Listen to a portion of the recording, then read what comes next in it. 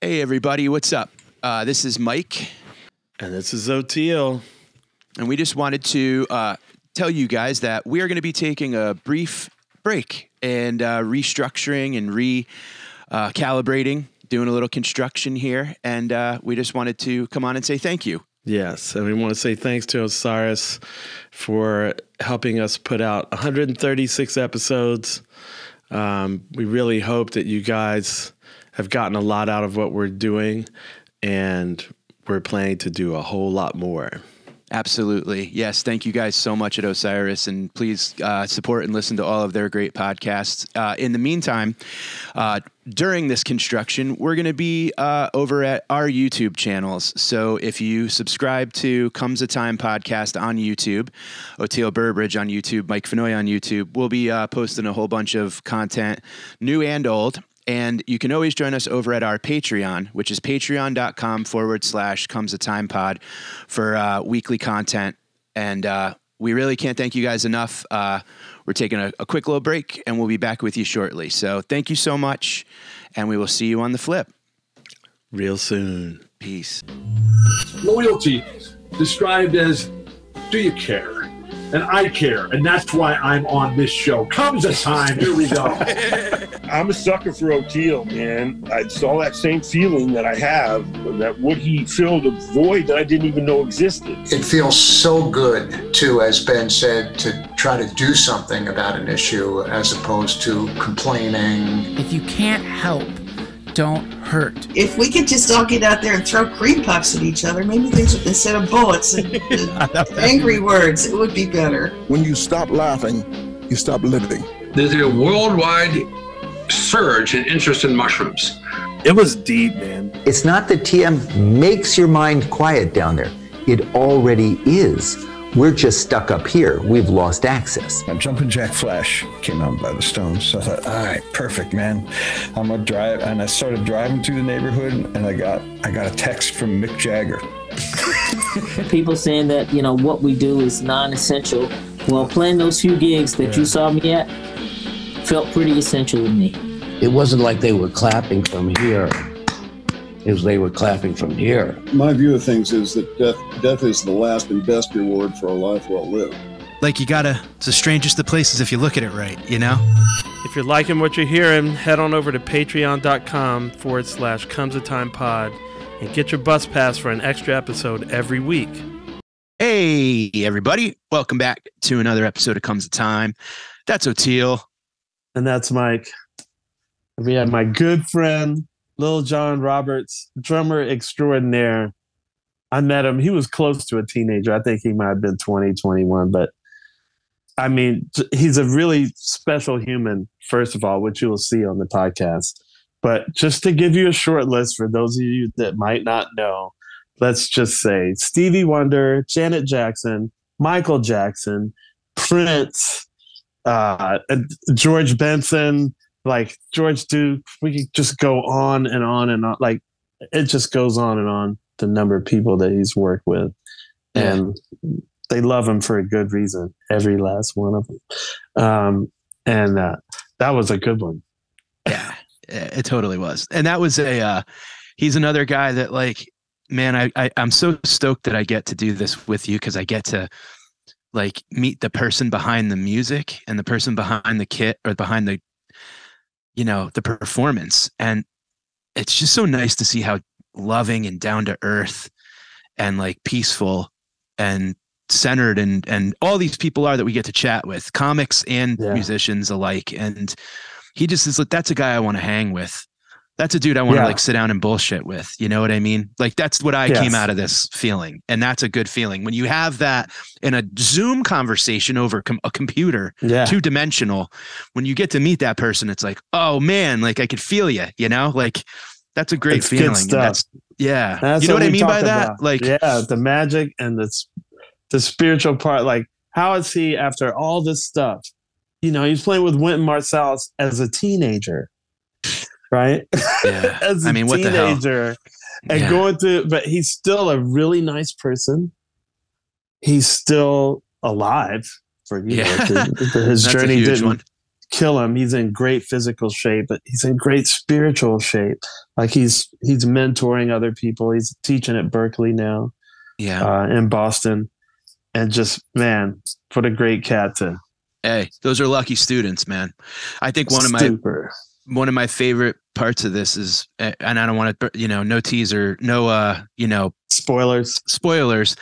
When he talks about how he teaches and how he approaches the students and stuff, that's big. That's huge, because I'll tell you, a teacher can really ruin, like a religion can ruin your thoughts on God. A teacher can ruin your thoughts on learning. And I don't think he's doing that. I think he's doing the right thing. So this was great. And apparently we're all going to, you, me, him, Chappelle, we're all going to hang. And it's just great, the convergence of, man, I'll tell you, I learned a ton about music from Dave Chappelle.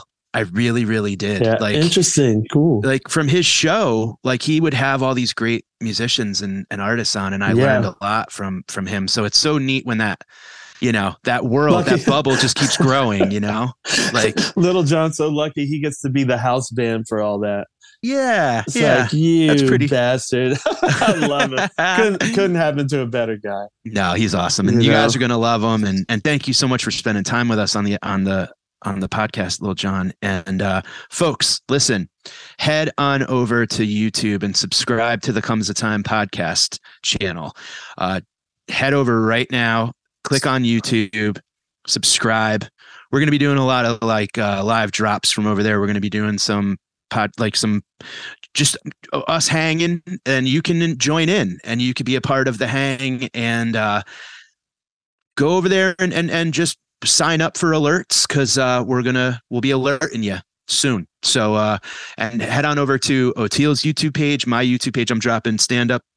Oteil's dropping the Ozone, patreon.com/comes a time pod. At our socials and all of that, like just come find us. We got a lot of great plans for you guys, and just be ready. So thank you. And we will catch you guys on the flip. Be safe.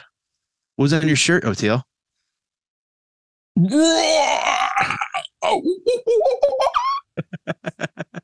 Bambi. Peace.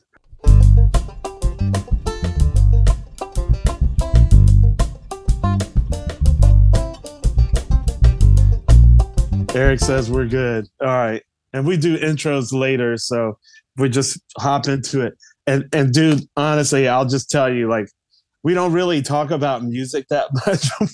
Even when we have musicians on, we end up talking about life and spirituality, mental health, whatever. So, I'm not going to be pounding you like, so what's Stevie like? So what's Janet Jackson like? So what's George Benson like? So what's George Duke like? So much as I would like to do that, just like you and me. Now, I can't promise that I'm not going to do that. I might. Hey, I'm open for whatever, man.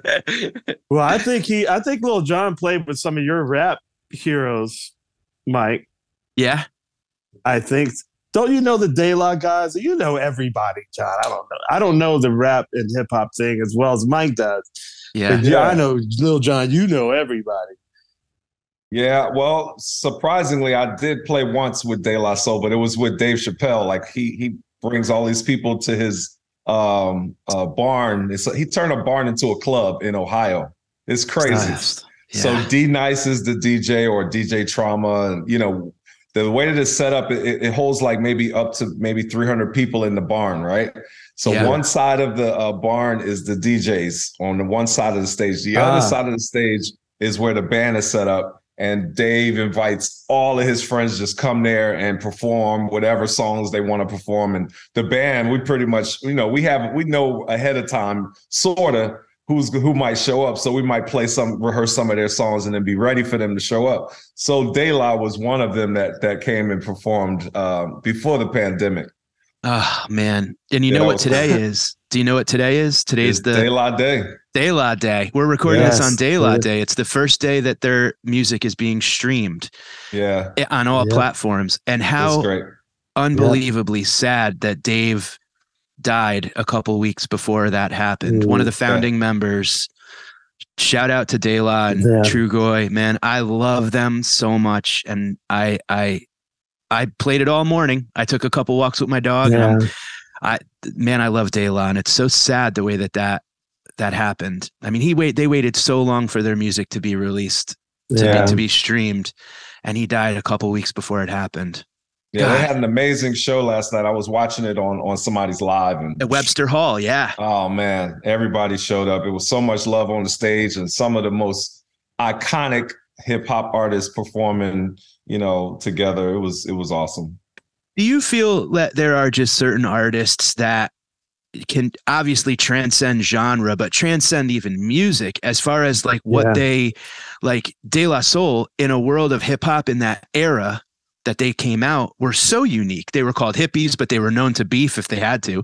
But now look where we are, how many years later, and the whole, today's like, I feel more excited about this than Easter or whatever, like everyone's getting behind De La, and like they meant so much to everybody. When you play with certain folks, you could just tell that they got that, both of you, like they're just on another plane. Like, oh yeah. And I mean, and we were talking earlier before we started this, spiritually and everything, just on another level. You could tell just hanging out with them, and even their music, what it represents.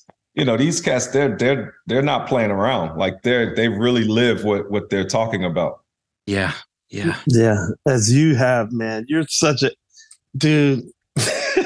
Where do we start with you, man? Jeez. How about we start with the first time I heard you play? Okay, when was that? I don't remember. I remember the first time I heard you because my ex-wife, I was looking for another drummer for my solo band. Yeah. Because I wanted to do something different. I didn't want to use like Jimmy and Sipe and then do my solo material. We had ARU, and I wanted to do something kind of complementary to that. And I remember my ex-wife going, she had seen you somewhere, I think at Ona's, maybe in Birmingham, Alabama. Or for fans don't know, I lived there for 18 years. And I got home from the road with AR, and she goes, I think I found your drummer. And I was like, all right, what's his name? She goes, his name is Lil Jon. He's really young. She's like, dude. And when people have that look where just the talking stops, that's when I'm like, all right. And then I went to see you, I think at Ona's. Wow. In Birmingham. And I was like, you were right. That's him. No, I don't remember where I saw you at first, but I just know that when I heard you play, I was like, all right, this guy. And I know a lot of bass players. I play with most of them. And even growing up, my uncle played bass. My dad is an ex-bass player as well. He didn't play like you guys, but he played in gospel choir. He played in the church and everything. But man, I mean, hearing the way that you play bass, I was like, how is that possible? He's playing chords on the bass. Like, we don't even need a keyboard player. Like, what the hell? And he's singing the chords too. This guy's crazy. Man, I don't remember where I saw you play first. Man, I know it was with ARU somewhere, but I don't know how that happened, because the Birmingham connection, like you said, where your lady came and saw me play at the time. I was with Eric Essex, so that connection with Eric and Sean Michael Ray and those guys, something happened where I got a chance to see you play with. I guess it was ARU. I don't think it was by yourself. And then Atlanta. Then when we were in Atlanta, like you had the band with what was it, Eric Vaughn or Kina Boto or somebody like that, and you and Kofi, and Boto. I think maybe Kebby was playing a little bit too. Yep. I can't remember, but Catfish Station. You guys were playing at this place called Catfish Station in Atlanta. Wow. I sat in with you guys that day too, because I remember this tape. Oh, I remember. I had the tape of Subterranean. That's one of the name songs. Subterranean. I had a demo tape of y'all playing. And I'm like, right. I think you gave that to me to learn the songs. Like, it's all coming back to me. It's in like jumbled pieces of how all of this happened. It's way back there, man. It's way on back there, because you came on board. I think Sipe broke his foot or something. Something happened. I think maybe his dad might have gotten sick too, or something happened with his dad. Maybe. Something happened where you had to sub for Sipe, and he came out with the ARU. This is way back, like early 90s. No rehearsal. So our rehearsal was this. This was so cool. We were in the van, and I think I had sent you the stuff but we weren't going to get a chance. So I knew Lil Jon was going to do his homework. But on the way up, we did kind of our version of the way bluegrass rehearsals are, except they could just pull their instruments out in the van and have blistering sessions on the way to the gig, right? But we're just singing a picture. There's a picture of us on the bus. I have a picture of us. So I'm singing the bass part, and he's like mouthing the drums and playing air drums, and Jimmy's doing it, and we're doing it all with our mouths. And Bruce is up, you recall the day when everybody stopped to see, just sitting in there with his leg shaking like this. And man, we got to the gig, and that turned out to be a flawless rehearsal because this dude right here slaughtered that all the hits, all the stuff that had arranged itself, become elaborate arrangements over years. He tagged every last one of them, man. And we were even doing it a little bit in the dressing room after we ate, just to like shore up on a couple of things. And dude, he I don't know how I did that. First of all, shouts out to Jeff Sipe. Like Jeff Sipe is an amazing drummer. Like when I heard the tape of them playing, I was like, you want me to play this shit tonight? Like you want me to play like this tonight? Like I haven't even sat down at the drums or nothing. You just want me to sit down and play like Jeff Sipe. Okay, wow, that's amazing. All right, cool. How old were you at that point? I was like 24 or 5 or something. Yeah, like early 20s. Really young. This was before Janet. This was before I went on tour with Janet, right? Like, jeez. Oh, that's right. That's before Janet, isn't it? So that was about 94. But you had already played with so many people at that point, right? You had already played with George at that point, and no, that came no Benson, after. no George Duke yet. All of that came after you guys. See, I feel like you played with so many cats because we just had Christian McBride on not long ago, and so all the guys from Philly. I just tell people like I don't know what's going on in Philly, but it's still going on. So I always think like you played with everybody because when you were a teenager, you were already playing with Joey DeFrancesco, Christian, so Stevie Wonder hadn't happened at that point either? Oh, no. That was way later? Yeah. I toured with Stevie in 2014 or 15. Oh, that's right. Because I remember we were talking when you were about to get that. That's right. Mm-hmm. I just get confused because you play with George Benson, you play with George Duke, you play with everybody. I think a lot of it came from playing in church and having to learn songs at the last minute. I think that helped a lot, and then I was always trying to play fusion and stuff too outside of gospel music. Yeah. And I was with Wynton Marsalis, all of us, at an early age of teenagers. I was already exposed to playing, fusion kind of straight ahead stuff. So, like I could say my chops were kind of ready to be able to take that on, not just be a gospel drummer trying to play jazz, and I've always been put in these positions like that. Snarky Puppy, they called me one night. I was going down to see them play, and I was going to see the gig. I was going to hang out with them, Sput and everybody. And they're like, yo, Sput missed his flight. He's going to miss the show. Can you do the gig? I was like, what? What?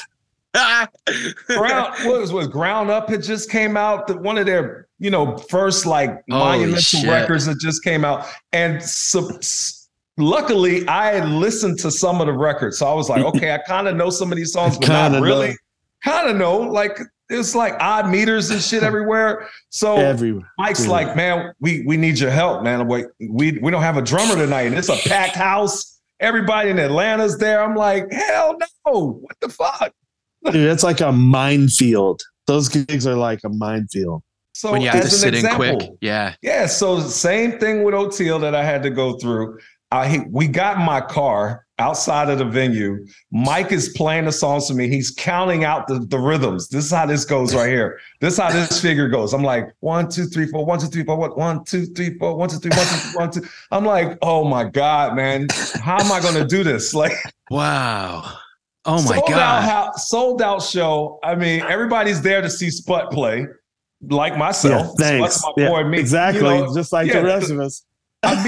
Me and Spud have been friends since we were young teenagers. I met him when he was young in Philly. Really? Yeah, church. All the gospel conventions and stuff. I thought he was in Dallas, but the church is. Yeah, we met at a convention in Philadelphia, and all the Dallas cats came down, and all the Philly guys. We all played together like in this big concert. So that's how we first met. So we have been friends since then.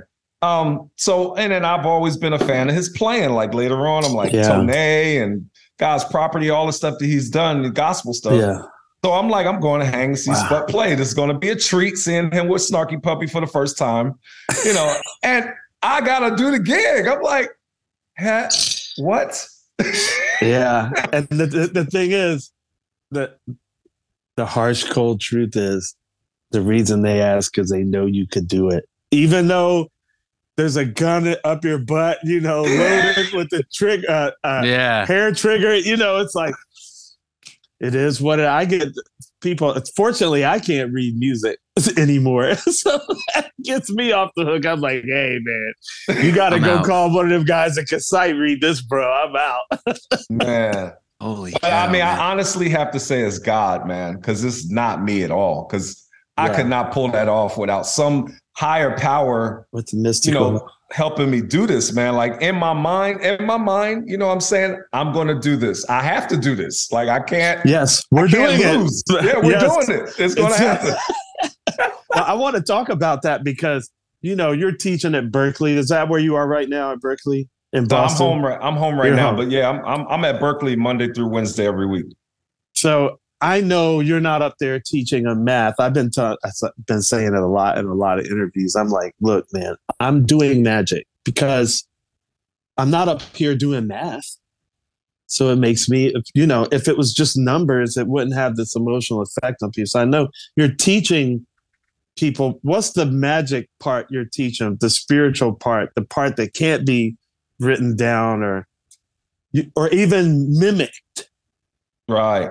Well, I don't know if you follow my Instagram and stuff. I'm always posting stuff about, especially some of the drummers and even some of my ensembles, which I really love doing at Berkeley. I don't just teach drummers. That would blow me if I had to just, teach drummers all day. I cannot do that. Like I love drummers, but not that much. I love bands. I love the singers. I love, help all the, make them sound like a band or whatever. Horns and the whole nine. So, I document some of my journey with some of these drummers. Like the other day, I had a drummer playing like this house song that everybody's familiar with. And he's never heard this song before. And he was like, what is this? This is amazing. And I said, all right, let's break it down. I'm going to show you how to play this groove and I want you to play it. But it's not just about playing it. I want you to feel it. Yeah. And I'm like, if you ever get to see how these people dance when this song comes on, you will understand what all of these rhythms mean and how spiritual is, house music is very spiritual. It's like church. When you go to a house club or something, you see these people dancing to this, and it's all this percussion going on. All of this stuff means something. It's not just some rhythms playing just randomly. All of these rhythms are coming from Cuba and Africa and all these places, mixed with electronic, sounds and stuff. So, the experience is what I'm trying to teach these drummers instead of all the chops. And, they all want to play chops and stuff. Can you show me this chop? I'm like, forget a chop, man. That's not going to get you the gig, bro. I'm like, your feel is what's going to get you the gig and keep you working. All the chops, that's secondary. That's good to have in your pocket when you need it. But when you go playing with Stevie Wonder and Prince and Michael Jackson and people like that, they want to hear bat, bat, bat, to make some. Yeah, that's what got me about you. I assume when somebody says, "I think you would love this guy in your band," that he has a lot of chops. So now I need to find out where's your groove. And it's like, if my shoulder starts moving or, if you get that, any kind of anything, it just registers on the magic meter, and you have to see it.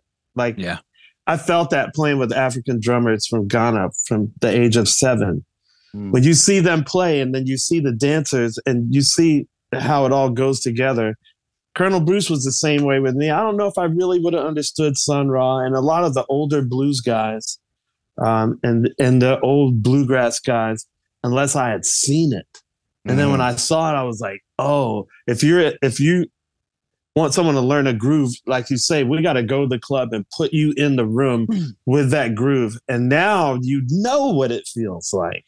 Mm-hmm. It's not, I'm in here analyzing and mimicking and just in the practice room. It doesn't happen that way. Exactly. And a lot of people miss that. Like, that's one thing that a lot of cats miss. They might have all the talent and creativity in the world, but they miss that connection between the rhythms and the people that you're playing the rhythms for. Like you have to be able to convey that thing to somebody else and make them feel what you're playing.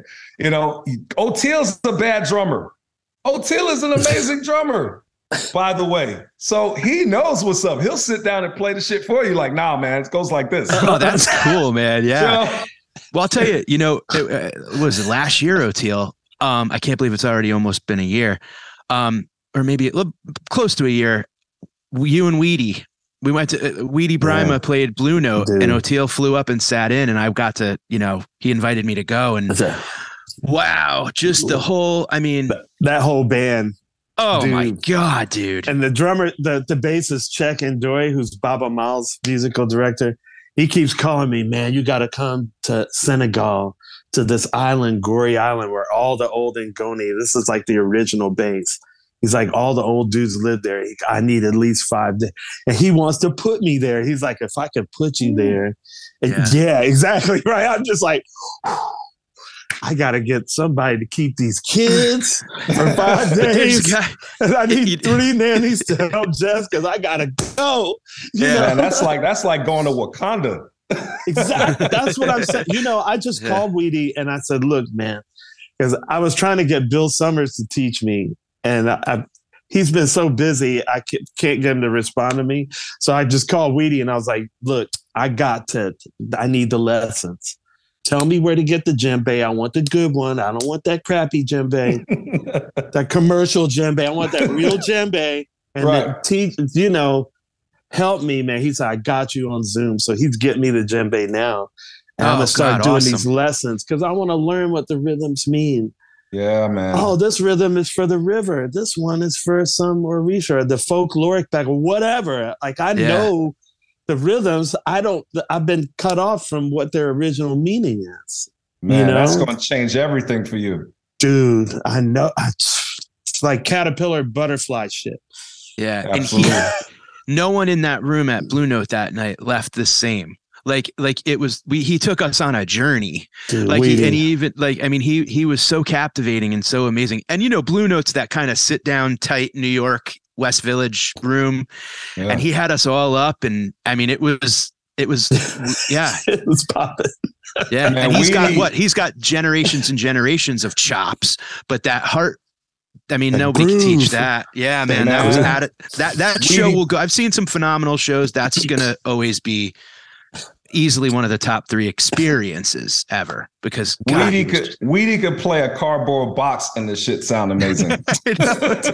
Like Weedy is a special character, man. That really dude is. Any drummer that has come through his path has been changed. I know I have. Like we've played together in Atlanta a few times, and man, like he showed me some stuff without even saying anything. Just the way I was like, whoa, because in my mind, I'm like a percussionist / drummer.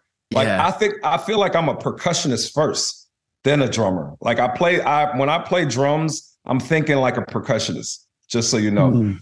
Oh, that's neat. I've listened to Sheila E. and everybody, Baba Alatunji, just so many percussionists. Alex Acuna, who I got a chance to hang out with a lot in LA at his house, and we got to circle back around and talk about that right there, dude. Some of the best percussionists I've had a privilege to hang out with and learn stuff from. And I take that information and put it onto the drums. Like the snare to me is like a timbali.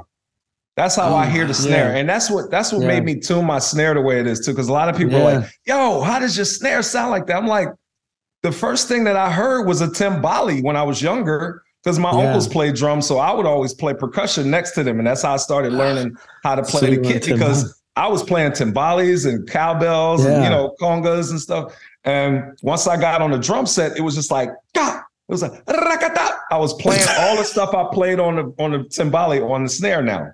Wow. So you really got that reggae back. Yeah, I started hearing that frequency. Then I started hearing Clyde and Jabba with James Brown. I was like, whoa, what are these things happening in between the 2 and 4? Yeah. I was like, oh, let me go sit down and figure this out. Like this buzzing thing that's happening, this slick, funky drummer thing that was going on. Man, that changed my life, man. My favorite drummers are melodically like keyboard players, and maybe that's where this percussion thing is, because there's percussion is all these melodies. I teach my students rhythmic melodies before. I'm like, I could sing you a rhythmic melody and you know what the harmonic one is. So which one's more fundamental, right? And if you're thinking about percussion, that makes a lot of sense. It's just all these patterns and cross patterns and counterpoint. And man, you ever see Dennis? You ever see Dennis with P-Funk from back in the day? I didn't see it live, but I've watched videos. Yeah. Oh, dude. So the story was that the percussionist that was with P-Funk at the time either quit or something, got fired. So the percussion gear was still, traveling with the group. Dennis took all the percussion and moved it on the side of his drum set, and basically played timbales and cowbells. Played all of it. He was playing. If you listen to One Nation Under a Groove, he's playing all the parts.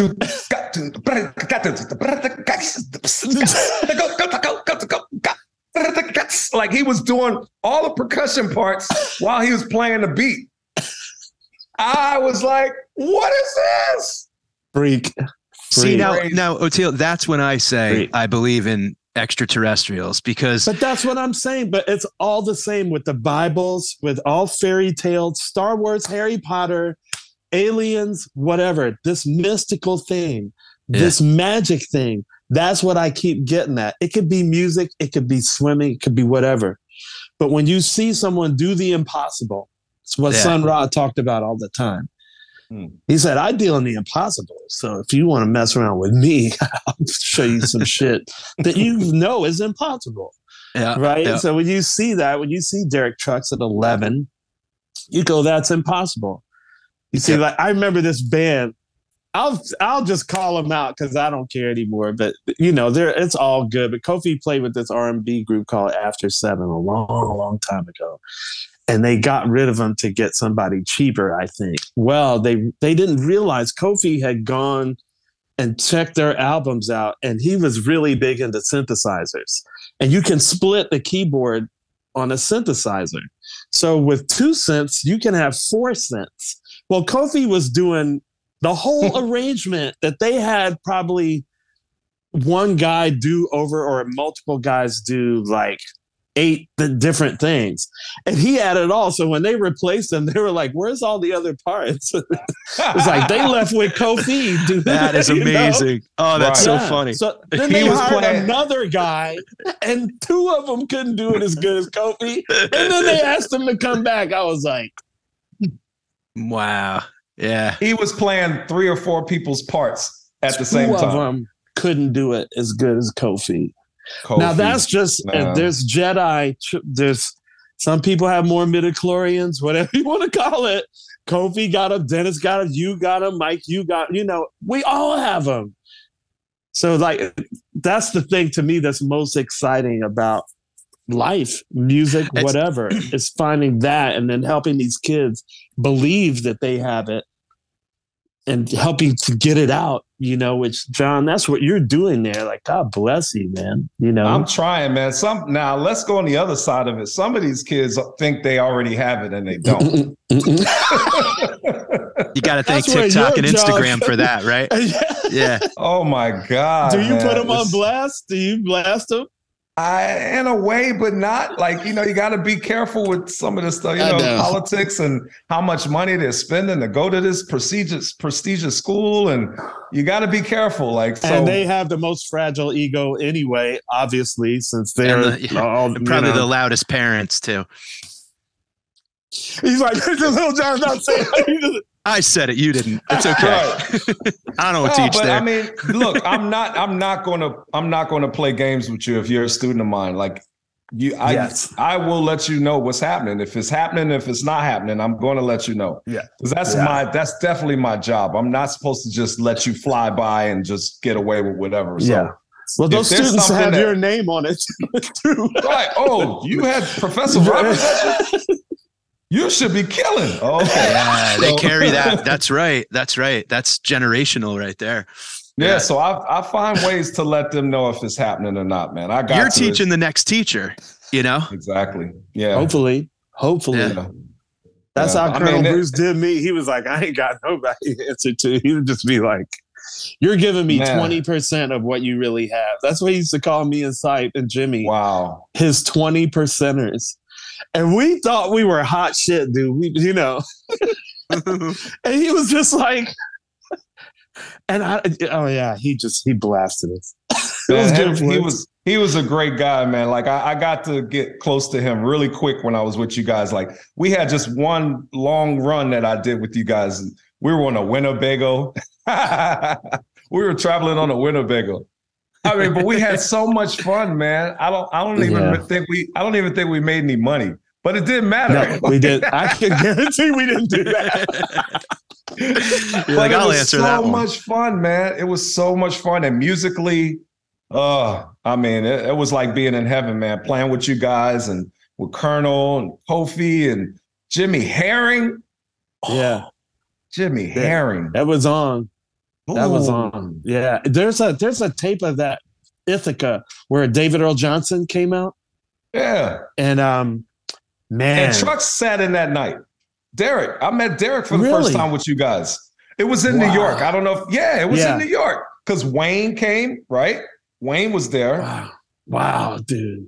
And Derek sat in with us that night. And I was like, who is this young guy playing like that? Like he was like 14 or something, probably 13, 14. 14. Yeah. Crazy, man. Funny how fast the time goes, doesn't it? Well, now you look at Taz, right? Like look at Taz and how he plays. I can't wait to see what happens with him. I mean, it's just so awesome to see these young guys that, like you said, that just have it. That touch. It must be exciting to see that at the school because I'm sure as in life, some people just stick out. Absolutely. I've seen some and I was like, whoa. Yeah. I'm gonna remember this one right here, and it's just great to just even have a hand in helping mold what they already have. Like some of them are really, really exceptional. So I'm just like, look, you could probably play worlds around me right now. I'm just going to show you what you need to know when you leave here. If you take these principles, you are always going to work. I told this one drummer recently, I'm like, yo, man, he was playing in my Janet Jackson ensemble at the school, which we just did a show, honoring Janet. And we did did a show of all her, iconic music. So the drummer that I had on it, he wanted to, go crazy and stuff like that, show off in front of his friends. I'm like, yo, bro, Janet would not let me play none of this stuff. Like, so stop, just play the groove, play the song. Fill here and there, when you need to. But the rest of it is pocket, man. Play the record. And I told him, I said, if you do this, I promise you will always work for the rest of your life. At least for this kind of stuff. You could do all the other flashy stuff with a fusion group or something or a band of your own. But if you play with somebody like this is your role. This is what you need. And they may even give you a spot where you could do it because Janet used to give you a spot, I guess, because she liked to dance.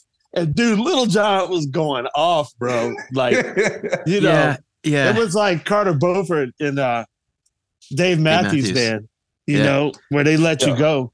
I think Janet is a closet drummer, bro. Like even sometimes in the show, we will be in a section in the show, and I might be up there riding, and I see her on the stage going like this, while she's dancing. Like that's so cool. Her inner Sheila E. Yeah, she wants to get up there and like Shaka Khan too, man. It was no man. surprise to me at all to see Shaka Khan kill it on the drums, because her sense of rhythm, it's like Kofi's sense of rhythm on flute is better than a lot of drummers. Right. You know, but you can hear the way Shaka Khan sings that she's thinking rhythmically, you know? Absolutely. And that's so great about Janet. It's so refreshing to hear you talk about how you approach educating talented people, because, you know, it's really important when you're entering into, I mean, God, if every teacher from K through 12, public, private, whatever, would take that kind of selfless approach, that would be phenomenal. But when you're approaching the arts and you're looking up to all these folks and you don't know how to navigate a career or navigate your part on the team, to have someone say, hey man, cool, great, you can do that, wonderful, but if you want to work, this is how you do it. That's priceless, man. That is priceless. Like, look, do you want to be an Instagram sensation, or do you want to make some money? Exactly, man. You have a career. Career is long term. We're looking all the way down the road, like 70 years. But how many people don't have that? Right? How many people don't have you to say, not like, buddy, cool, enjoy your solo in your dorm room with your headphones on, listening to Bonzo or whatever. But like right now, you're a part of you're a finger on the hand. Like, that's so great that you do that. I'm glad I was raised around the right cats, man. Cause you know, like I've been around some of the best cats in the world, man. I mean, Dennis Chambers, Omar Hakim, who I idolized. I patterned my style after Omar Hakim. Shouts out to him. I love him. He's my big bro. And we finally met. Subterranea. Yeah. I got that from Omar Hakim. Ah, okay. Makes sense. When did you meet him? When you met him in Atlanta. Really young? I met him in Atlanta at the PASIC convention. Well, actually, no. The first thing that happened was my boy Ronnie Garrett, bass player, brought Omar to see my band, The Chronicle, play.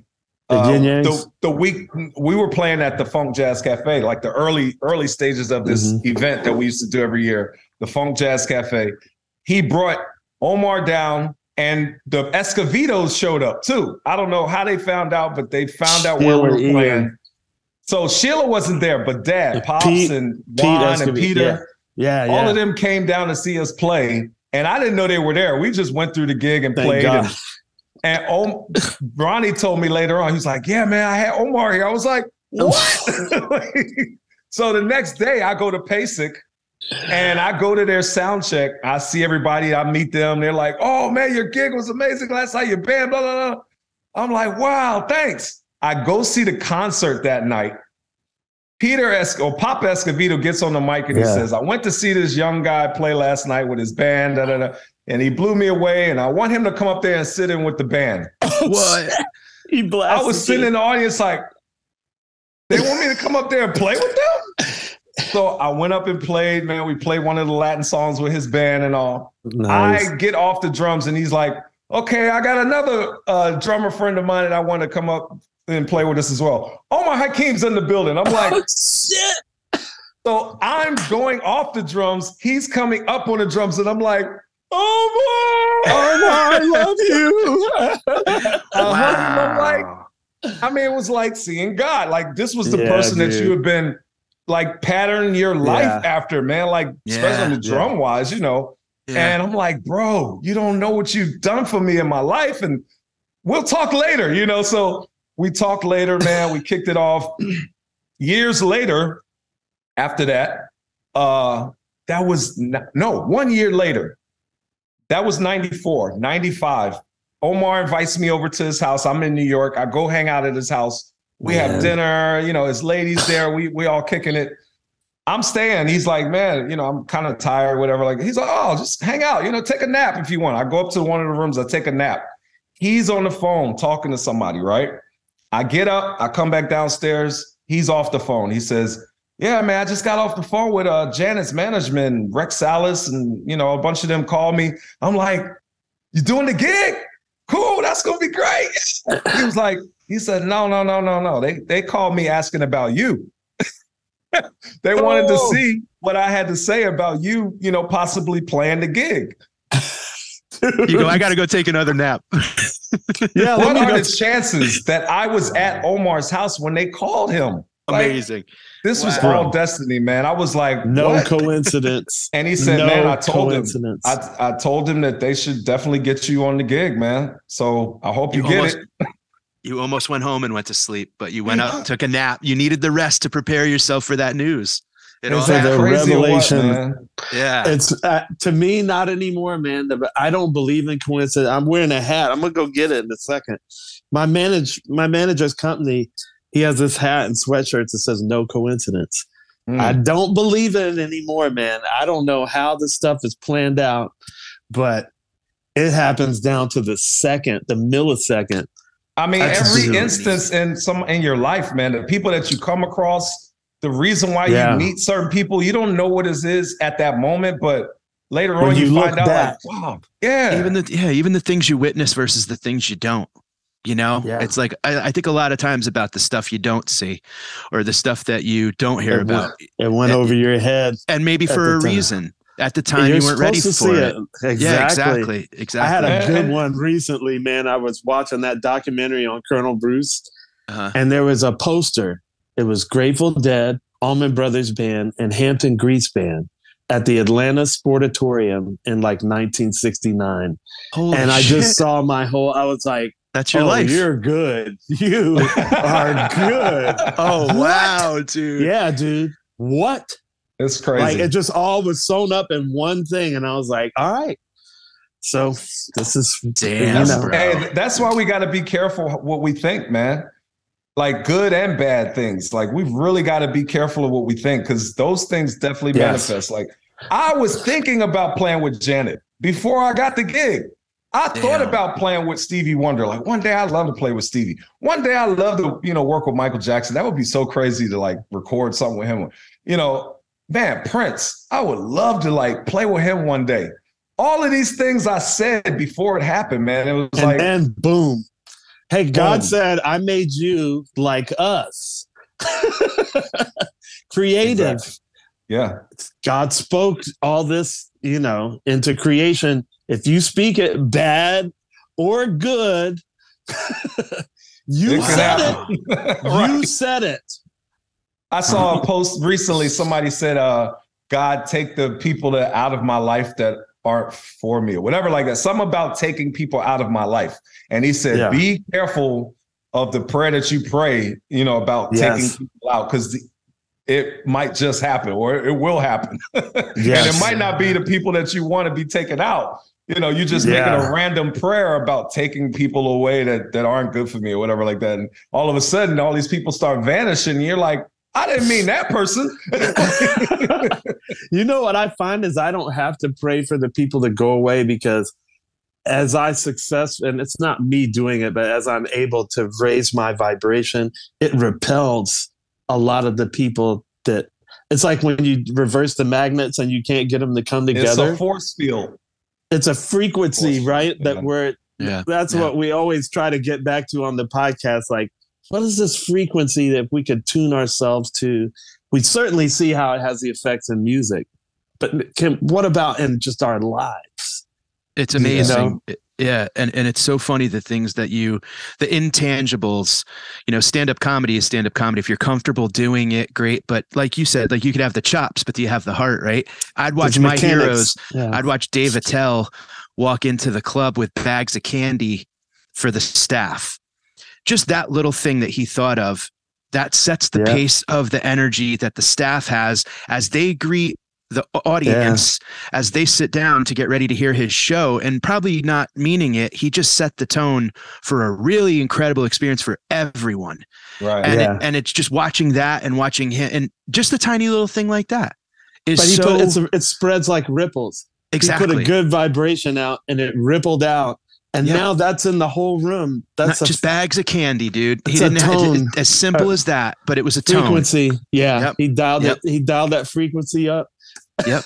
He went up to the thermostat and said, there's my temperature. Just put a little more love in it. There we go. Yeah, man. That's exactly it. And it's just little things. The power of prayer.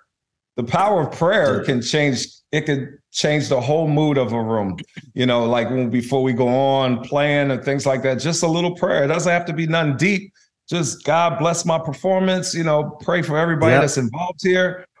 That just set the tone for everybody. Like even if they didn't want to be a part of it, you just elevated what's going to happen for them that night. You know who did that every night is Earth, Wind, and Fire, man. You knew Ricky Keller, right? Yes. Okay, so Ricky Keller was Colonel Bruce's bass player. For fans that don't know, when I met Bruce, Ricky Keller was his bass player and produced all of his records and played on all of his records. And Ricky Keller was tight with Reverend Oliver Wells, who was tight with Earth, Wind, and Fire. And he brought him to a concert. So he told me this story after I had my incredibly mystical experience that brought me to my knees. It was like a religious experience. He said, I want to have dinner with you, Oteil. And I was like, okay. So we had dinner. He said, I want to tell you about this time that I went to see Earth, Wind, and Fire. Well, he wanted me to tell him the story of what happened. And I did. And after he goes, I want to tell you what happened with Earth, Wind, and Fire. In the dressing room, I got to hang with him. Of course, he was like, wow, but they all stood in a circle and prayed before the gig. And he was in the circle holding hands, and when it got done, he didn't even realize it, but he was covered in tears, just drenched. Wow. And I said, whoa. He said, man, I don't want you to ever let anyone talk you out of that experience that happened to you. Because he said, I felt the Holy Spirit that day, and it was real as it gets, man. And I don't even know if he was a believer before or anything like that. But that being in that circle with Earth, Wind, and Fire, which is like, duh, it's probably going to do it. But dude, he was just drenched with tears. He was like, what happened? And they were like, that was the Holy Spirit, bro. There's no mistaking it. Yeah. So, and it's no mistake that was their name too. He was literally holding hands with the elements of life. I mean, dude, and I just went to see them. I saw him for the first time, and here Verdine is like 70 something and still jumping around. It's just like being totally energetic, right? It was 100 degrees, dude. I was sweating so hard, and he was wearing this elaborate thing. I know he had to be sweating under there, killing it, playing stuff that I hadn't heard him play. But I was like, oh yeah, Vern. I'm crying the whole time, dude. The whole time. I'm like, that's childhood. Oh, God. Keep your head to the sky. Oh, dude, that's magic. That's man, what made him come up with that bass line in Shining Star? Boom, boom. Boom, boom, boom, boom. Dude, he had every little, oh man, it was so good. He was so good, man. I'm a bass player in my mind, by the way. I haven't played it yet. And I've even told Oteil a long time ago I want to play bass. Yeah. I got to do it before I leave this earth. Start now. Dude, I picked up banjo at like 48. And I wrote a whole record. Dude, it's never too late. I done talked a couple 50 or 60-year-olds into starting piano. I was just like, just play for fun. I do. It's fun that's accessible to all of us. That's another one of those brainwashing lies. Oh, it's too late for me to. Never too late. Never too late to have a happy childhood, Yeah. I saw a thing on bass? Bro, I feel on bass. I feel it. Please. One of my favorite drummers was a badass bass player, man, Joel Smith, who was playing with the Hawkins. Yeah. And man, his bass playing was just as phenomenal as his drumming. So, a lot of bass players that are drummers like yourself, it's second nature, man. It helps the bass playing. I tell them, oh, please play drums and other instruments. Like you said, just not bass. Yeah. But drums for sure. And the way you think melodically, man, dude, you on bass. I hear all of it. If I could just put it to my fingers, it's a wrap. Okay, here's what I'm going to do. I'm going to give you a 99-cent subscription to my teaching app, the Ozone, which will take you from 4 to 5 to 6. You got my number. You can call me. And it's Look at that light shining on me right now. Wow. I don't know where that came from. That is so crazy. Do you see this? Yes, I did see it. Like I was trying to wipe my screen or whatever, like, but this light is, wow, that's crazy. Whoa. Dude, come on. Dude. Don't get out of the way. It's supposed to be there. No, Kofi, yeah, man. I mean, I called you Kofi. Wow. Dude, see, he's here. That's Kofi. That's him. What's up, man? So thank you, man. I would love that. That'll definitely put some fire under my ass and let me, make me start playing. Please. Oh my send that. God. What an unbelievable this whole thing right here is nuts. Man, freeze 1 second. I gotta bring you that. Just 1 second. Well, he's gone. I got to ask you about Chappelle's obviously one of my heroes doing stand-up and all that, but I mean, he's put on such great events and stuff and included the music. He's one of those guys that can channel. Oh man, Dave, he's a closet musician. In his mind, he's a musician. I mean, and he says all the time, like, musicians wish they were comedians, comedians wish they were musicians. Like, it's a thing. That's me and Mike. That's how we became, dude. Literally, dude. Yeah, that's how we became buddies. Chappelle played around midnight on piano. That's his favorite I saw song. him do it. He knows. But he loves the live aspects of music and everything. Like every time we play with him and hang out, it's so much fun. He has so much appreciation for any instrumentalist or artist that performs with him or around him. He's just such a great guy, man. He really is. Really cool. I'm going to violate a cardinal sin right now that I tell musicians to never do. And I'm actually going to do it on the air. Uh-oh. But next time that happens, will you call me and give me in on that? Oh, absolutely. I didn't even ask Mayor, and Mayor was going to hang out with. I was like, don't do it. Because you should never ask to sit in. Students, younger musicians, it's not proper etiquette to ask to sit in. Don't show up with your acts. But if you really only have 6 months to live, or you're trying to live like that, and your friend happens to be Little John Roberts, sometimes you just got to go, man, because, me and him have the same birthday. We got the DC connection. Oh, man, y'all would vibe. Y'all would vibe so hard. He's the coolest, man. If he heard you play in front of him, that's what I'm trying to get to happen. There's sometimes you got to speak some things that when y'all play the opening of the what is it, the National African American Museum of History? Yes. Yep. I don't get jealous about hardly anything, man. Like, I've been so blessed. Like, my cup is running over like a tsunami. Dude, I was straight up green. I was just green as this shirt with envy. I was like, Lil Jon has all the fun. Man, we had so much fun. I was happy for you. Derek Hodge was playing with us that night. I'm going to get him on soon.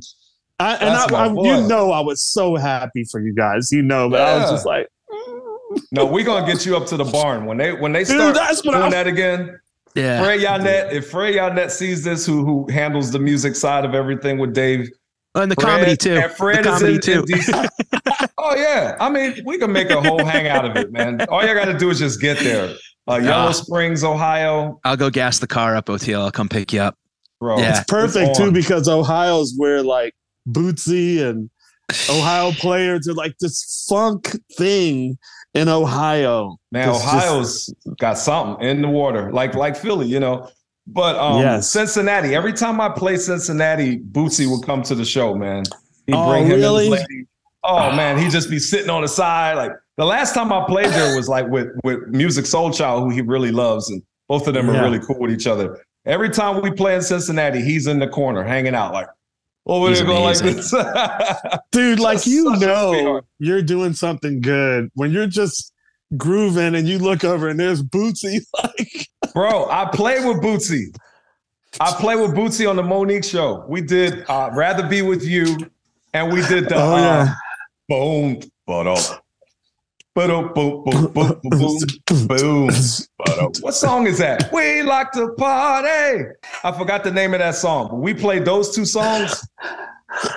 That's a wrap. Yo, let me tell you something. Bootsy is probably the loudest bass player I've ever played with. Yeah, I know this to be true, bro. Oh my God. Well, you know about his bass. He has like 10,000 watts in his bass, right? Oteil, did you know that? He has like 10,000 watts in his bass. Holy shit. So it's super powerful. And he likes his rig is like two big ass, like not amp pegs. They're like these huge sub looking amps. We were playing a club one night in Aspen, a small club, and they had played the night before it. And I don't know if their stuff was broken down. And they were like, dude, I said, man, that's a big PA for that club. They go, that's not the PA. Wow. That's what Bootsy. The PA couldn't compete with Bootsy's. He had PA speakers that were bigger than the whole PA for the whole club. So you know the story behind that, right? You know the story behind that from back in the day. Bootsy told me they made sure that the stage was louder than the house because they wanted whatever the volume was on the stage is what they wanted the whole audience to hear. So that's why they all had those big speakers on stage. They wanted to fill the room with just their speakers before it even got to the PA system. Damn. Makes it a little bit hard to mix for the sound. But the stage is rocking. Stage is rocking. But you're gonna go deaf.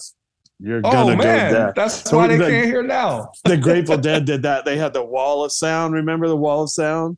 But it was behind the band. I was like, you should have put that in front. They were deaf by 70, whatever, whenever they did that the first year. Oh my goodness. So when I played with him, I had to ask for another sub. I had to get a second sub because his thumps was louder than my kick drum. Oh my God. Yeah. You must have had to put like bags of concrete in your bass to not rattle.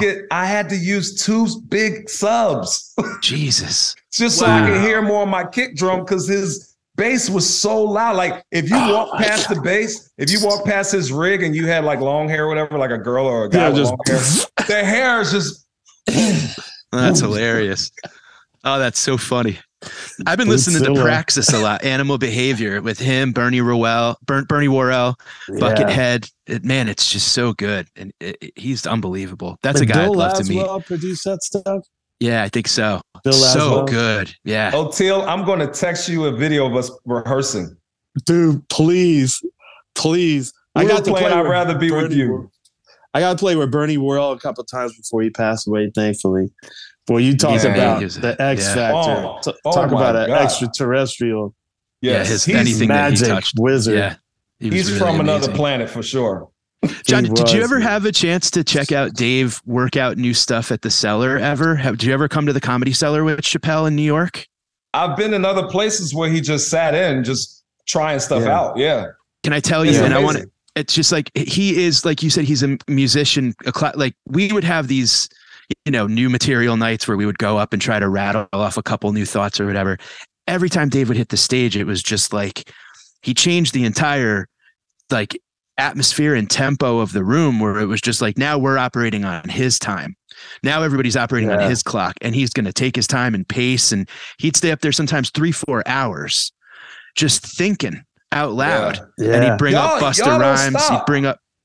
Y'all don't stop. Y'all are on 24/7. You guys. Blessing and a curse, dude. Double-edged butter knife, I call it. Musicians the same way. We're always thinking of rhythms and harmonies and all that stuff all day long. It's just a part of our life. But you guys, I've been around a bunch of comedians.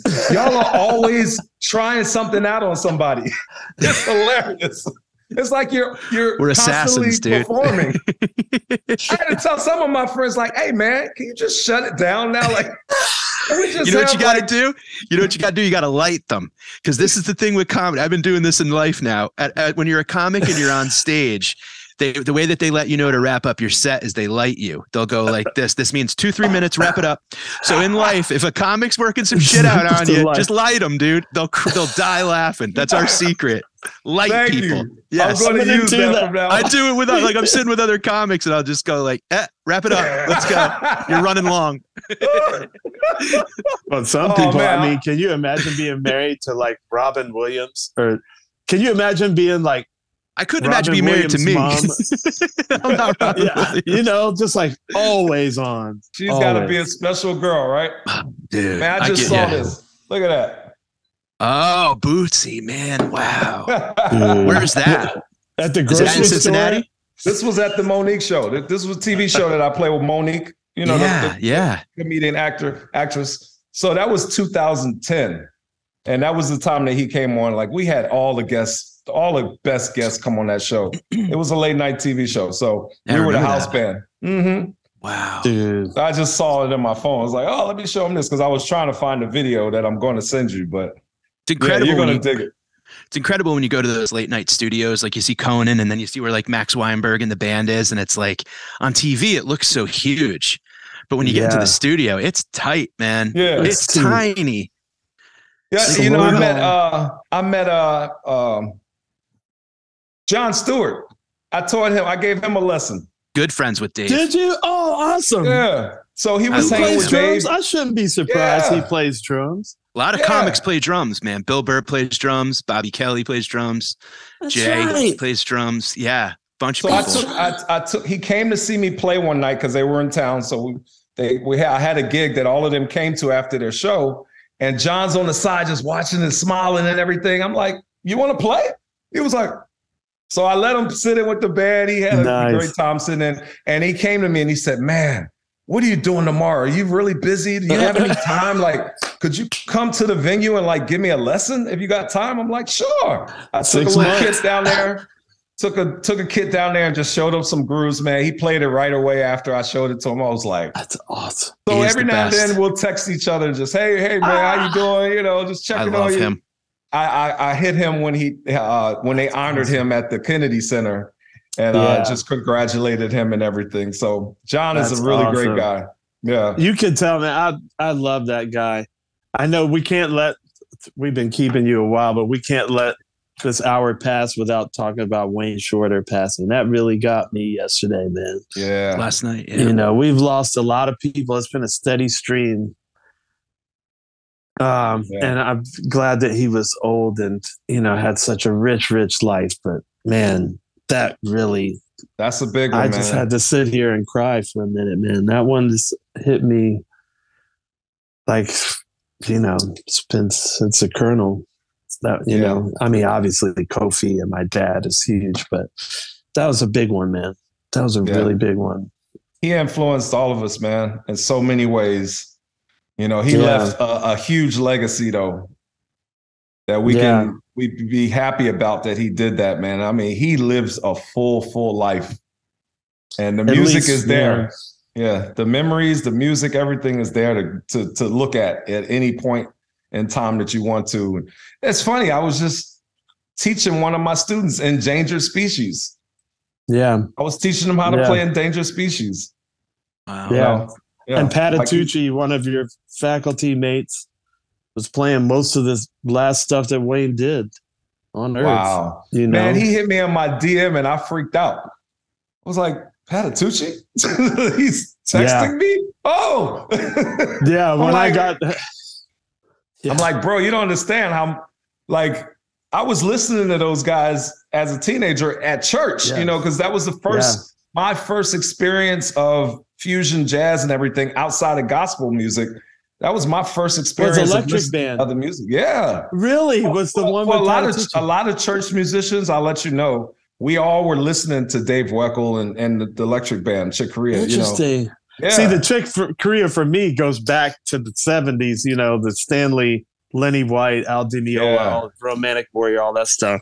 Yeah, but for us, Electric Band was what we were exposed to next after church. And then I started listening to Elvin and Miles and all this stuff after that. But the Electric Band was an introduction to, you know, fusion and jazz. Yeah. That was the first time that I saw someone besides Anthony Jackson really play a six string. It was John Patitucci back then. I was playing in a top 40 band in Virginia Beach called the Squares. And they came through. They played one of the same clubs we played, and we were just like, oh, man, Patitucci was killer. They were rock stars. And so when he like called me later, you know, your phone rings and it says John Patitucci. Like, Isn't what that a crazy? sweetheart, man. You couldn't meet a nicer guy. And boy, does he know about the magic and the spiritual part of it, which is why he ended up playing with Wayne and Brian Blade and Calderazzo, you know. You gotta tap in, man. You gotta tap in. Like, this should let people know, like, it's bigger than your talent. It's so much bigger than what you can do creatively and all like that. Like, you gotta be tapped in spiritually in some form or fashion, man. Like, you can't get around it. No, you can't. I have a new saying that there is no science without magic, because who's doing the science? Who's doing the measuring? The person. The person consciousness, which can't be measured, is the magic part. So you can't have any science without the magic. Right. You know? Yeah. And it's a lot of people riding on that dark side, man. And you know, it works for some people, but it doesn't work for everybody. I'd rather be in the light, bro. Yeah. Yes. Right there, it showed up. Yeah. Where we're sitting, you're in the light, bud. You're right in it. Damn, that's crazy. I can't stop looking at it. Dark magic works too. Plenty of people are doing it. You can make all the money you want, subjugate all the people you want, and do. That's creative. You can be creatively inspired to do that too. But that tab, you got to pay that tab. I'd rather have my karma. I'm sorry. You got to reap what you sow. So Satan was one of the strongest, you know, angels at one point. That's right. Until he thought until he felt like he was, you know, bigger than God. And that's why he had to go. Made you free just like them, so you're gonna have to be free. Oh man, thank you so much, dude. I just, you know, I love you, man. I just love catching up with you. And man, I'm glad we could do this. We could talk forever. I mean, we got to do it again. We could talk about. Yeah, because I really want to go through your whole, like, your mentors in Philly, you know, family, all that. Then up through, there's like all these eras of your career that, you know, one fun fact, Oteil, that will take us to the continuation later, is that my family are full of boxers. Interesting. My grandfather was light heavyweight champion of the world. Whoa. Harold Johnson, look him up. You see a picture of him. He's muscular. What year was that? What year was that? 50s, 40s, 50s. Damn. Dude, I'm writing this down. Yeah. Oh, that's awesome. He fought Sonny Liston. Holy shit. Are you serious? Really? Yeah. And a lot of people felt like that last fight that he fought, he should have won. Everybody felt like he should have won that last fight with Sonny Liston. While we Google your grandfather, tell all the listeners where they can find you and everything that you're doing. Everything Lil John Roberts, LILJOHM Roberts. That's it right there. Yeah, all of it. Yeah, Instagram, Twitter, all that stuff. Yeah. Yeah, because he's definitely doing a lot of things all the time. There's a lot of podcasts that we end up doing where, like, afterwards we're like, we got to get that person live and just have a live chat. Oh, and this yeah, has to be, we have to do that. We definitely have to meet up with awesome. You and just chill and do a live talk. Because I gotta shake your hand. Like, this is like Weedy. Like, this is like the minute we hang up, I'm gonna be like, I gotta meet you. I have to meet you and hang with you. You just seem so cool. We gonna do it, man. Got a feeling we will. Yeah, and Weedy, that is my brother, man. Much love to Weedy. I love him. We had him on the podcast. We'll get you on together next time. Live. Let's do that. That'll be a time right there. And I'm going to speak this out there. You, me, and Weedy got to record something together. I know once I'm getting my djembe lessons going, you heard that banjo bass, right? I got this banjo bass with nylon strings on it. I do not know about big. This. Dude, it sounds very African. It sounds like an Ngoni bass. Oh, much more so than a regular bass. Are you using that on the Dead gig?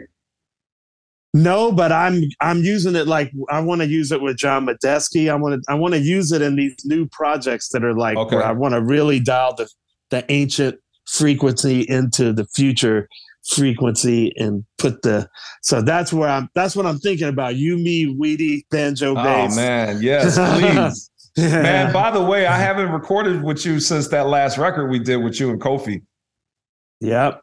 That was an amazing project, man. That's the last recording I did with Kofi and Colonel Bruce. And you and me and Kofi and the Colonel are all on that track dedicated to Elvin Jones together. Yeah, man.